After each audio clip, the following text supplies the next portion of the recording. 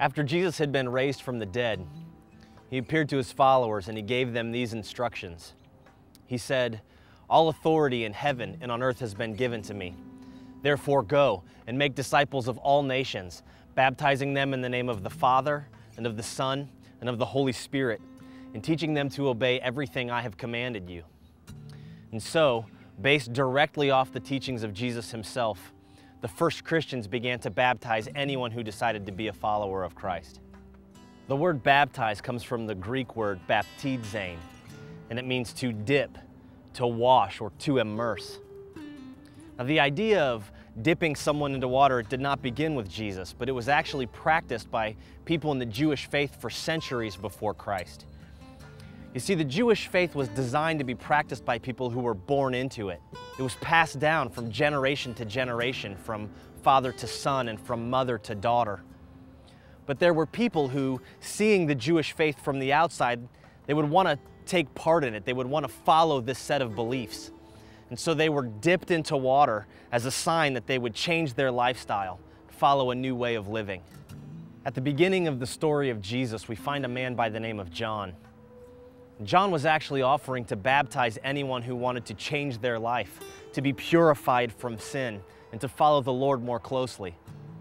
Jesus himself was baptized by John. And it was after his baptism that he began his ministry, teaching and leading people into a relationship with God. And so it was not unusual that Jesus commanded his followers to be baptized. It was a practice that had been around for centuries, and Jesus himself had gone through this act.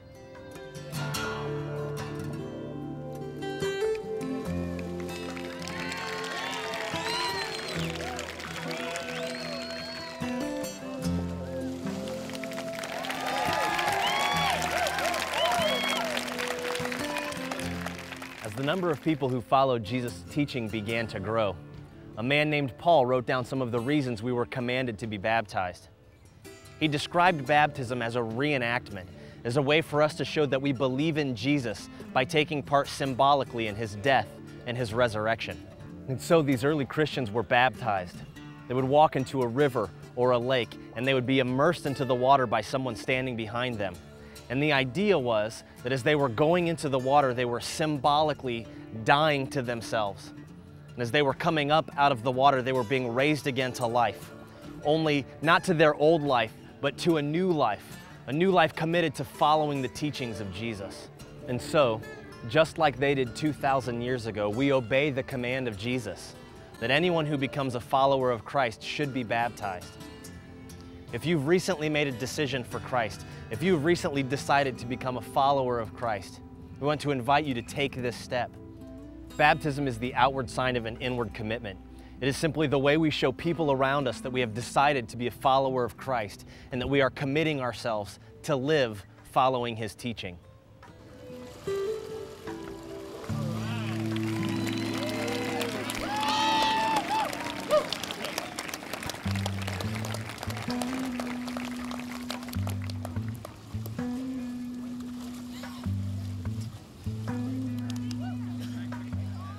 There are some Christian groups that baptized infants and young children. And if you were baptized as a child before you had a chance to make a commitment to Jesus Christ, we want to invite you to take that step again. Being baptized again would be a great way for you to show the people around you that you are committing to die to yourself and to live following his teachings. Baptism is the outward sign of an inward commitment. It's done not only in obedience to the command of Jesus, but also to show others that we have committed to following him. If this is where you are in your faith journey, we want to invite you to take this step.